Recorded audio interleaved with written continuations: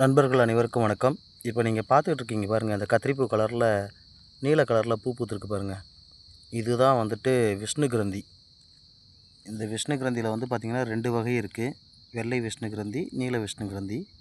இந்த விஷ்ணு கிரந்தி அப்படின்ற அந்த மூலிகை வந்து எதற்கு பயன்படுதுன்னா, உங்களுடைய குழந்தைகள் வந்து பார்த்திங்கன்னா ஹைப்பர் ஆக்டிவ், லோயர் ஆக்டிவ்னு சொல்லுவாங்க. ரொம்ப ஹைப்பராக ஆக்டிவ் பண்ணுறாங்க, மூளையோட செயல்பாடுகள் அதிகமாக இருக்குது. இப்போ கூட சமீபத்தில் ஒரு படம் வந்தது. ரொம்ப ஹைப்பர் ஆக்டிவாக இருக்கக்கூடிய ஒரு பையனை மையமாக வச்சு உறவுகளை வந்து ரொம்ப கொச்சப்படுத்தி ஒரு படம் எடுத்தாங்க. அது வந்து பார்த்திங்கனாக்கும், எப்படி இந்த சமுதாயத்தில் உறவுகளை வந்து எப்படி நம்ம கொச்சைப்படுத்துகிறோன்னு பார்த்துக்கங்க. அதாவது ரொம்ப அன்பு, பாசம் அப்படின்ற பேரில் வந்துட்டு இது பண்ணுங்கள். இந்த மாதிரி ஹைப்பர் ஆக்டிவ், லோயர் ஆக்டிவ் இருக்கக்கூடிய குழந்தைகளுக்கு வந்து பார்த்திங்கன்னா, மூளையின் செயல்பாடுகளை சமன்படுத்துவதற்காக இந்த மூலிகை பயன்படுகிறது.